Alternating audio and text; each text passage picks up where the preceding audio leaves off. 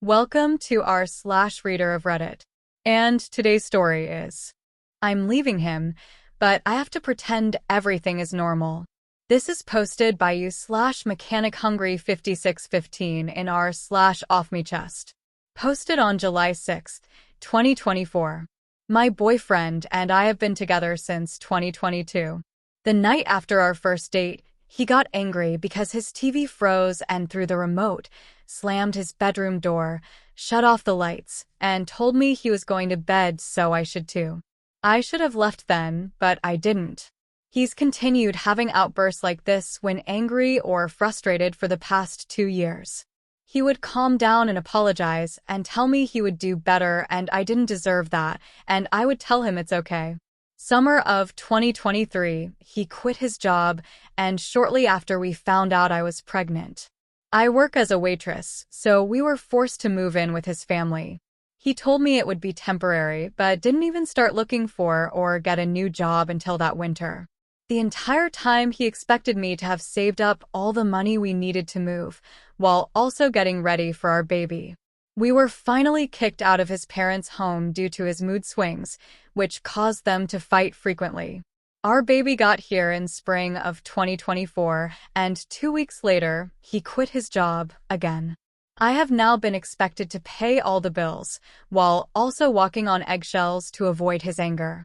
The outbursts have ramped up since the arrival of my son, and he has been throwing things when angry, which usually results in my things getting broken. Last week, he threw an insulated water bottle that almost hit the swing my son has just been taken out of. I've hit my limit. He will not change. It's been 3 months, and he will not find a job. I'm tired of being scared in my own home. I'm tired of not being able to leave the house without him. I'm waiting until he has a job so I can leave while he's at work. I'm moving back to my hometown and getting a job there. I'm breaking my lease on the grounds of domestic violence. Until then, I have to act like everything is normal while I gather resources and evidence. It is so hard to pretend, and it is so hard to leave. I feel guilty because I know he can tell I'm at a breaking point. He's selling his car that does not run for scrap so we can find a way to pay bills this month. He'll be stuck without a vehicle when I leave. I'm trying not to let that keep me here. I have to think about my baby and his safety. I have to keep it together until I can get out. Commenter: waiting for him to get a job is risky. Your kid could be in kindergarten by then. Look for other opportunities. Opie: he has an interview on Monday that I am praying and hoping pans out. He's also sick right now, so I might actually be able to leave the house without him tomorrow and let me dad know what's going on, which could help speed things along as well. Commenter: see my original comment. I know what you're dealing with. Do not wait for the right time, there won't be one. It will drag on for years. Believe me. Tell your dad. Tell someone who will hold you accountable. Don't keep it to yourself like I did for so long. Opie: I've told anyone I can trust to keep it from him, and that will help me. At this point, they're all on standby waiting for me to tell them it's time. Commenter: please just go the next time he's out of the house for a few hours. You're not safe. Your baby is not safe. The safety of the two of you is more important than your stuff. Opie: he's never out of the house. He doesn't work. He doesn't go anywhere. I can't even go anywhere besides work without him. He's just always there. Update 1, same post July 7th, 2024, next day. Small update. I was able to leave the house without him this morning. I've never been so happy to hear someone getting sick all night before, and went and saw my dad. My dad is ready to help me leave at a moment's notice and has advised me to document everything I do for the baby to help with custody because my BF doesn't help much with the baby either. I am nursing at the moment, so thankfully he won't be able to have him but a few hours every other weekend anyways, and never overnight. He's also going to help me find somewhere to work in my hometown, and I may be able to stay with him if I can't find a place of my own when I'm ready to go. Update post 1, July 9th, 2024, 2 days later, 3 from OG. I'm not exactly sure how updating posts on Reddit usually works, so forgive me if this is weird/not the norm. In the past 3 days, I have been able to inform everyone who needs to know of my plans. This includes my job and my leasing office.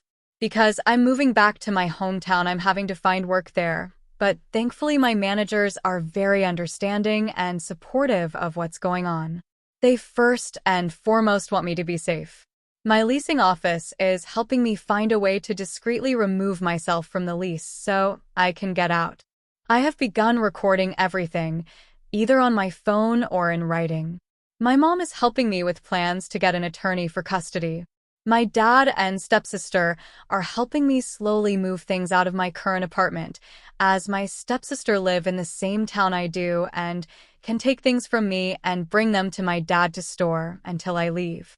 I've started applying for jobs in my hometown as well as housing. I saw the comments warning me not to wait until he has a job, and you're right, but I do plan on waiting until I have a job to secure a future for my baby and myself. Thank you to everyone for the well wishes. Miraculously, since I've decided to leave, he's decided to act like the model father/boyfriend. But it's only been 4 days, and I can tell that's waning. I will keep you all updated as things progress. Wish me luck. Update post 2, July 11th, 2024. 2 days later, 5 from OG post.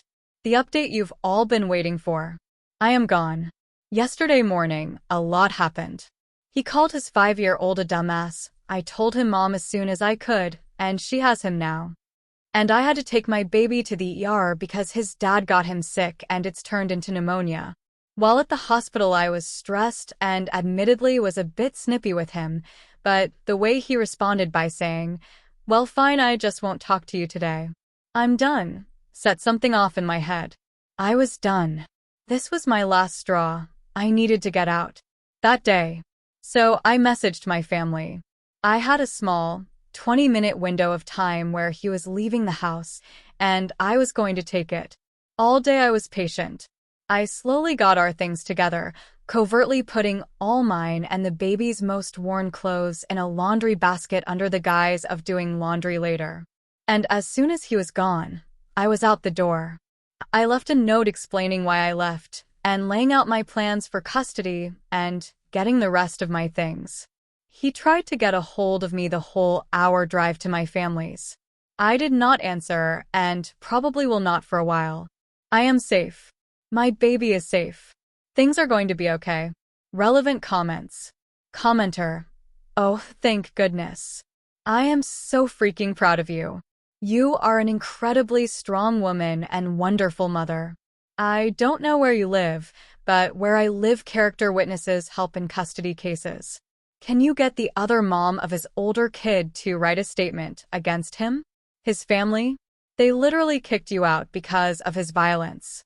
I would be so scared to ever let your son be alone with him.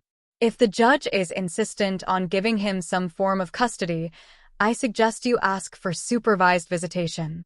I wish you and your son the very best of luck. OOP. Due to me nursing my son, he will never get him for more than a few hours at a time and never overnight. I will be asking for people to provide character witness statements, though. OOP responds to someone who missed the first post and provides more details. Please go read my first post where I explain why I am leaving. He is violent. He has taken doors out of their frames while angry, punched holes in the walls. He regularly throws things across rooms without looking where they are headed. He almost hurt my 3-month-old baby doing this. This is not the only post I've made. And you'd like to know what was said? We were talking about how my baby needed antibiotics, and the conversation went like this. Him. And we don't even know how much it'll be me. Because he doesn't have insurance, I know. This is obviously an update. It says so in the title. I feel like perhaps you missed it, and that's why you gave such a rude response. You had no idea that I've posted before about how this man has been violent, about how he verbally, financially, and emotionally abused me. You seemed very quick to anger and judge in this response. I hope this can be a teaching moment for you. All the facts that I am willing to share, with strangers on the internet have been laid out. Maybe some context is missing. Maybe small details have been changed to protect my identity. But that does not give you the right to ignore the fact that this is not a first, not a second, but a third post in a series of posts. I just had to do one of the hardest things I've ever done in my life, and you feel it is an appropriate time to accuse me of kidnapping my own child, who I have custody of to begin with as his unmarried mother. And my baby isn't sick with pneumonia because of another child. He's sick because his father was sick and wouldn't listen when I told him to leave him alone for a little while until he was better. So now my 3-month-old has fluid on his lungs. I'm sorry if I seem rude or upset in this response. I am just confused by the lack of reading comprehension.